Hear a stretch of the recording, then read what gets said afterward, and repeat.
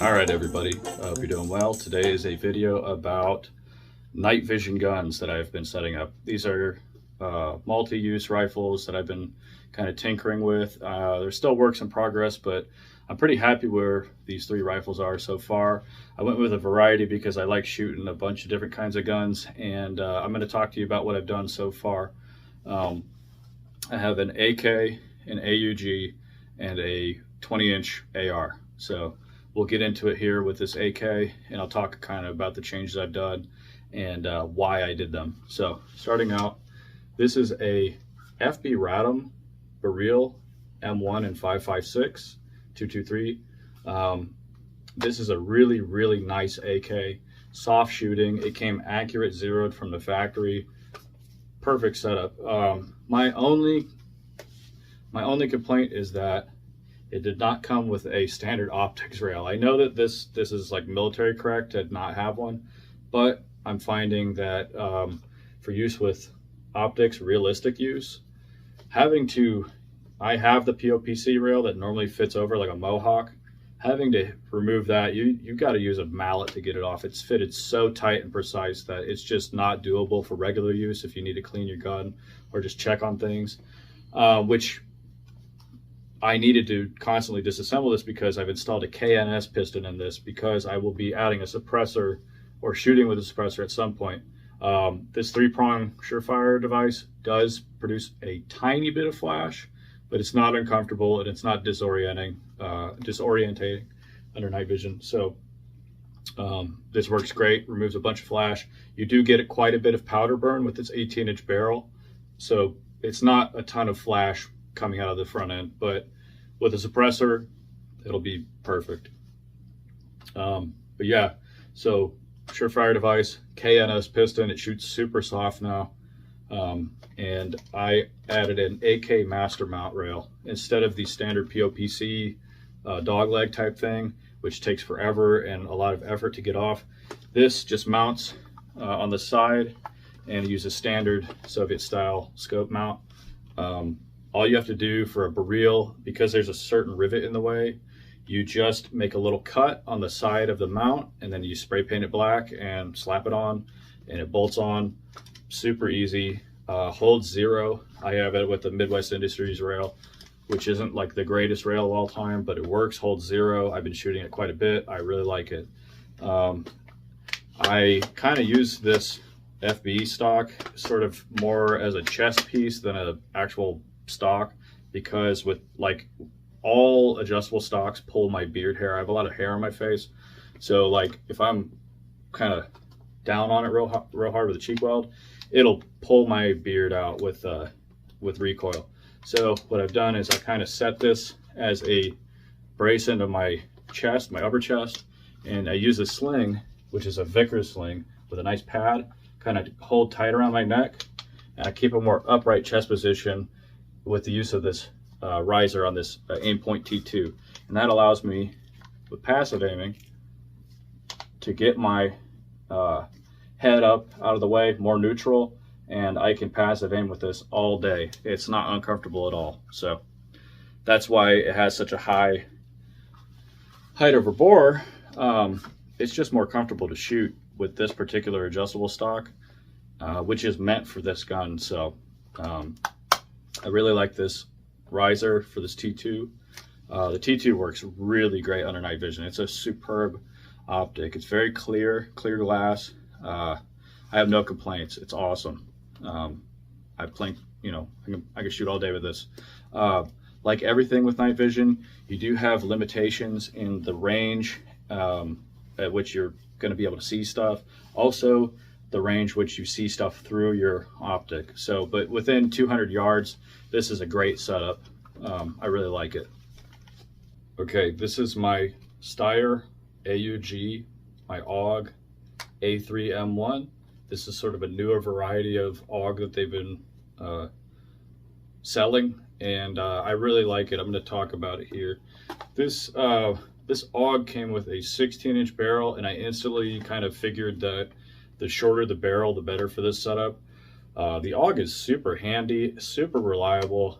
It's one of my favorite guns, and I don't think it gets enough love or kind of appreciation for what it is, because it's a super good weapon. I'm going to talk about this build here. I spray painted it just so it would have a little bit of camouflage. On here, I immediately changed out the barrel to a 14.5-inch barrel. It's pin and welded with a Surefire 3-prong because I will suppress this. It's got a suppressor gas plug and a normal gas plug. Right now, this is the normal one. This 14-inch barrel, you cannot fold the grip because the grip folder actually gets in the front of the muzzle, so they make it permanent, which I like. I don't like the folding grip. I actually want to disable it on my normal barrels because I don't like the way it folds. But with this one, it's nice and permanent, solid, and it doesn't fold, so that's cool.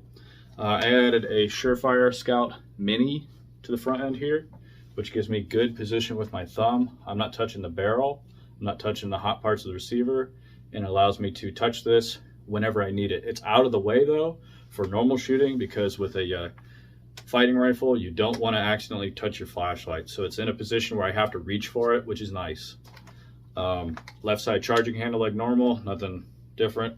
This is a Manticore Arms cantilever rail. I just didn't attach the M-LOK forend because I want to be able to take the barrel in and out like normal for cleaning. But it gives me a higher rail and a longer rail. So this rail extends out over the barrel quite a bit. The only thing I needed to do to mount my suppressor in is cut a little notch with an end mill bit right there, a little 90-degree cut, and it fits on perfectly, locks on, super nice. This is a very high quality rail. I like it. It leaves my my cheek weld very neutral, very nice. I'm not slammed down on there, so my earmuffs come up. It's really nice, very, very neutral head position to peer through this ACOG. I've added 45-degree canted backup iron sights just in case the world ends and all of a sudden all three of my optics both these optics go down. Just in case. I'm sort of a just in case kind of guy.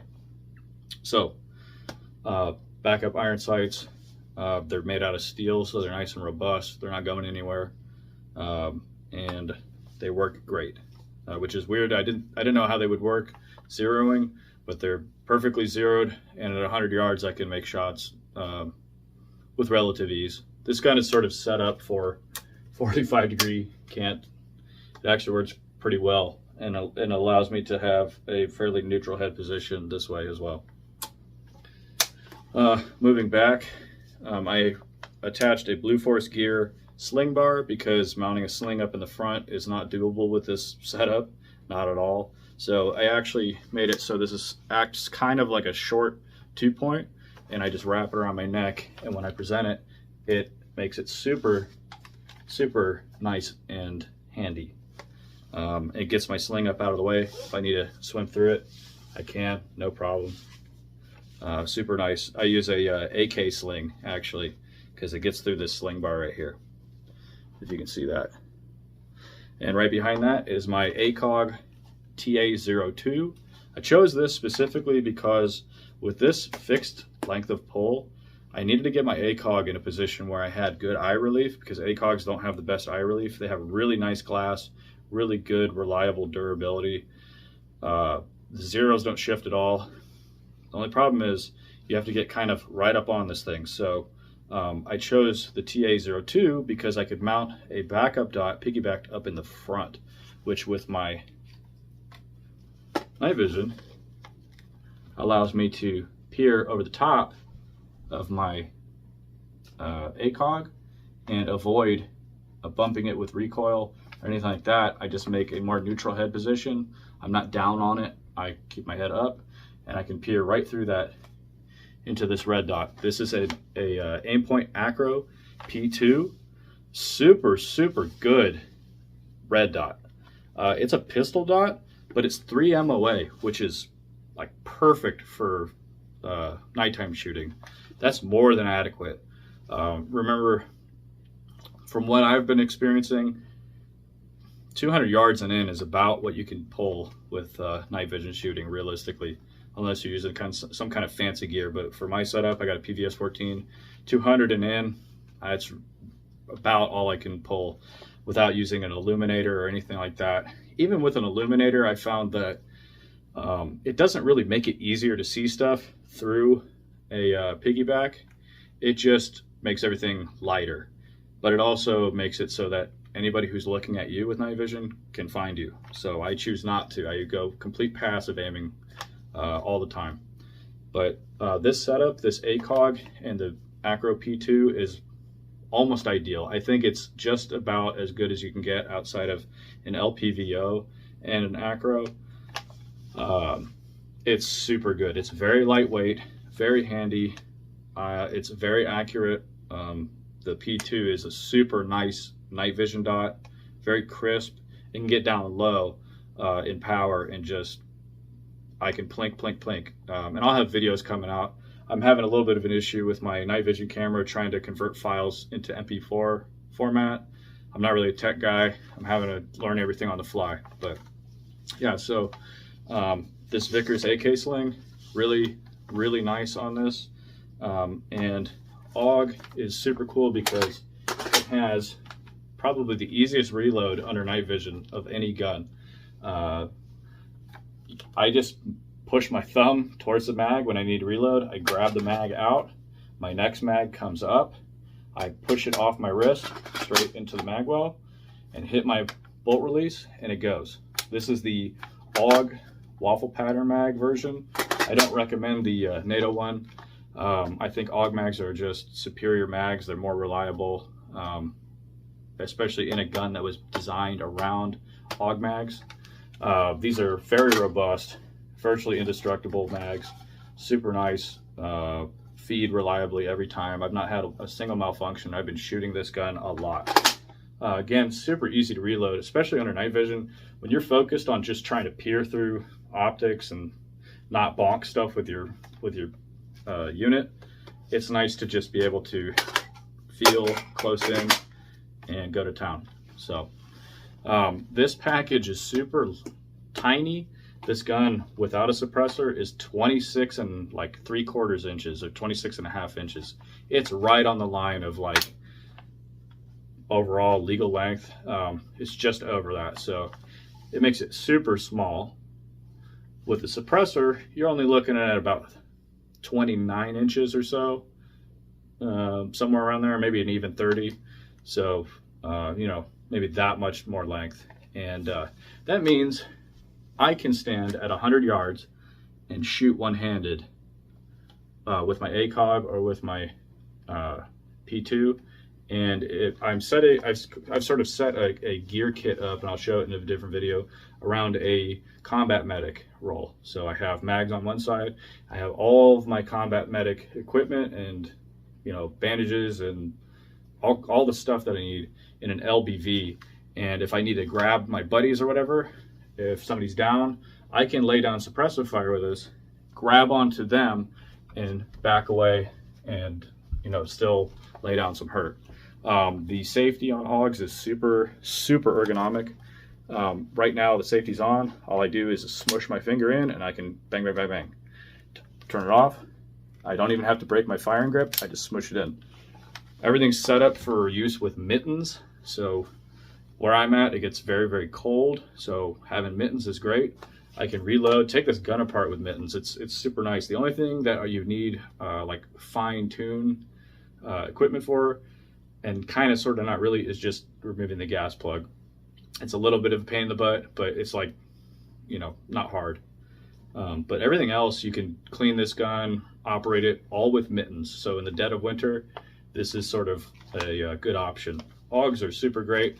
I think they updated the trigger on this AUG because it feels like maybe a 6-pound pull. It's not the nasty 10-pound like horrible thing. It does move like a staple gun, where instead of like hinging, it moves backwards, like just straight, like you're squeezing a staple gun. So that's kind of, it's a weird quirk, but when you work with the AUG enough, it really is a fantastic gun. Super great. And with this setup, awesome in the daytime and under night vision. Okay, and my final gun in this video is this Colt AR-15A4. This is a 20-inch barrel Colt mil-spec M16 style gun. It has the fixed A2 stock, the A2 bird cage, a 20-inch chrome line barrel, fixed front sight, all the goodies of an M16. And that's sort of where my love for the AR is longer 20-inch barrels. I think you get the most potential out of an AR with a 20-inch barrel. And I just think they're just super sweet guns, super soft shooting, very, very, very accurate, reliable as all get out, just great guns. So I went with a Colt A4, and I've sort of set it up similar to my AUG, but a little bit different. So I may change out this muzzle device, but I've shot with this Colt with PVS 14 on, and you get enough powder burn and enough flash suppression with this A2 that like you really don't need a suppressor for these guns to run it under night vision. You get a little bit more flash than the suppressor, but when you're operating it, it's not bad at all. It's quite good. So I've set it up sort of as a take on a Marine M16A4, but kind of sort of not really. I use a lot of the parts that the Marine Corps use, such as this sling. It's the normal like Marine Corps standard one that moves. That really is handy because I can pull it out, get a nice sling attachment and kind of lock it into my shoulder and kind of hug the rifle into me. It's really, really nice. Good sling. The handguards I'm probably going to keep. These handguards are like 4.5 ounces. They're super light and they got a nice aluminum heat shield. Very, very nice. I have a RAS-5 Knights rail and I don't like it on this gun. I think it weighs the front end down, which with a setup like this is not ideal. They have Picatinny rail sections you can plug onto the top of these or on the bottom of these, like standard A2 style handguards. That's pretty much the only addition I'm going to add to this is just maybe like a couple slots of rail right at the very front so I could put a Surefire Scout Micro. Again, the Micro, that little permanent marker sized Surefire light. I think it would be perfect way out in the front here so that if I need a flashlight, I can reach, click it on, and then, I can use it. I want it away from my hand so I don't accidentally turn it on. But I set this up with a Knights Armament flip sight. I spun it around and pretty much it's just zeroed for like 100 yards. And then beyond that, I can do a Kentucky windage, but at this position more forward, it actually presents a nice ideal sort of like target picture. You get basically the aperture and then the two wings of this front sight are right on the outside of the circle and you just see the post in the middle. It's super like intuitive. It makes it very nice and easy to like work with. So I have it flipped forward, which for zeroing, it's basically the same thing. I just set it battle sight 0 and zero it out. You would normally an iron sight setup, and it works. I can't explain why, but instead of flipping backwards towards me, it flips. It actually flips backwards towards me. Instead of flipping away from me, it flips up. So, but it's just a Knights Armament iron sight.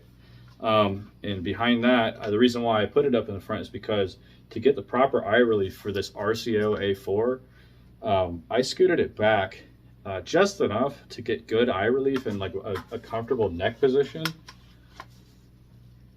without sacrificing my eye relief. I don't want to have such an uncomfortable shooting position with this that I have to like, touch my nose to this charging handle. I want to have the optic scooted back a little bit. And with this, it's it's pretty ideal. That's about a normal head, a normal head position for shooting anyways. And with this ACOG, works great. I mounted another P2 acro on the back end here. Works great. All you got to do is tilt your helmet up slightly and it gets it out of the way of this big mailbox. Again, for night vision, a piggyback setup is pretty much ideal. I was going to go with the TA02 model, but I decided on the RCO A4 because it has actually has bullet drop compensations for a 20-inch barrel M16. So I went with that one. It has a little kill flash in the front that's removable. So it's like a normal ACOG, but you can just pop it in, no problem. And it gives like a kill flash in the front, which is just a hexagon kind of patterning. Makes it so that you have a harder time reflecting off if somebody shines a light at you. It's batteryless, so it does have the fiber vein here, which can be covered with tape, no problem, and you just have a black reticle. I like the idea of not needing a battery for an optic, so I went with the correct bullet drop compensation optic for 20-inch long gun. The whole gun is mil-spec internal, no different charging handle, nothing like that. I just changed instead of the TA51 mount, I use an American Defense quick lever. So you can see it just has a quick throw lever. In case this ever gets damaged or destroyed or whatever, I can switch over to my Knight's backup sight and just chuck this off, and then I can use it like a storm rifle. In fact, let me do this here. I haven't zeroed this yet. I've shot with both of these optics enough to know that like they'll work great, but I haven't zeroed them because I was waiting on a screw, because I had a screw that broke. But the Knight's backup sight works really great. It's in just the right position to make a nice sight picture. I can't really explain why, but this just works. I know it's supposed to be further back, but with my ACOG as my primary optic and having a backup that's reliable as a Knight's armament, I'm very happy with that. So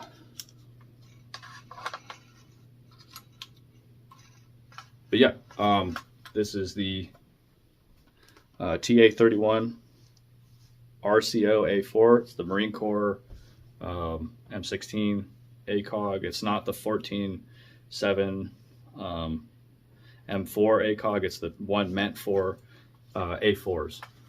And on top of that, I have a Partisan. It's Partisan Industry or Partisan Products or something like that. They made basically a piggyback mount for an acro plate. So the acro P2 sits up on top of there. And let's see if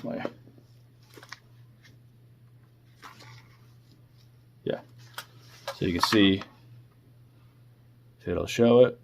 Yeah, my dot's on right there. So yeah, I have my ACOG down below and then my P2 up top for night vision. And again, I can't say enough good stuff about the acro P2. It's such a good crisp picture, and at a 3 MOA dot within 100 to 200 yards, you can hit stuff no problem. I can hit a 10 by 12 steel like all day with this within 200 yards under night vision. So moving back, I have a Spectre Gear spare mag pouch because this is one of those guns that you could just do that with, and so I thought it would be great. It makes for really fast, reloads. If I'm really like screwed, I can just put it in there and I can go to town. So I really like Spectre Gear. Their stuff is cool. They have buttstock mag pouches for like, normal carbines or whatever, but this one is a 30 round mag pouch meant for the A2 stock. I kept the A2 stock because I wanted to get enough length of pull out of this to be able to passively aim with night vision. So if I flip this down again, with this Acro P2, I can keep a neutral head position. The weight is not so bad out in the front that I can't support it because my hand guards are weigh nothing basically. It's just a barrel sticking out there. But with this setup, I can peer through my my P2 very comfortably, and I don't have to worry about recoil hitting me because my buttstock isn't going anywhere. So, you know, it doesn't move. I see clearly. It's a perfect setup. The only problem is, and what I would say is, if you're going with an ACOG and a piggyback, go with the TA02 and mount it forward. I went with this specific ACOG specifically for 20-inch barrel compensations on this optic. If it wasn't for having a 20-inch, I would have gone with the TA02 and mounted this Acro up in the front, just like how I did with the AUG. The only inconvenience this gives you is you just tilt your helmet up in the daytime when you have to use your ACOG. Just tilt your helmet up slightly and it'll get out of the way of this mailbox. Other than that, it's a perfect setup. It's great. Like I said, it just works. It's awesome. And I've used both of these optics before, and so I know they're reliable, they'll work. I just have to zero this out. I zeroed the iron sights, but not this yet, because I was waiting on a screw because I had a bolt shear on one of these parts. But yeah, this is my M16A4 sort of build set up for day and nighttime. Again, the only thing I'll probably add to this eventually is just a little piece of pick rail and a Surefire Scout Micro, the little permanent marker size deal, so I can have a flashlight if I really need. The takeaway from this video is that I haven't set any of these guns up for use with a IR illuminator. I think for a fighting gun, you want to avoid IR illumination because you never know who's using night vision. And if it's a force on force, why would you reveal your location or make it easier for anybody to find you? Just passive aim. Night vision is such that you can see in the dark. So if you're seeing in the dark, just see as good as you can. And if you can't identify, don't engage. That being said, having a flashlight is perfectly fine because flashlight out of the way, not where you can have a thumb switch, but just out of the way, is ideal for pest removal, varmints, whatever. Being able to identify if it's something you want to hit or something you don't want to hit. So that's kind of where I draw the line. I don't think it's optimal to have a illuminator. I do think for some setups, having a laser is actually preferable over an illuminator, because despite not being able to illuminate what you're shooting at, within close quarters distance, having a laser, an accurate laser, means I don't have to shoulder this to passive aim. I can just point a laser and then I can literally shoot the gun like this if my laser's on and hit whatever I'm aiming at.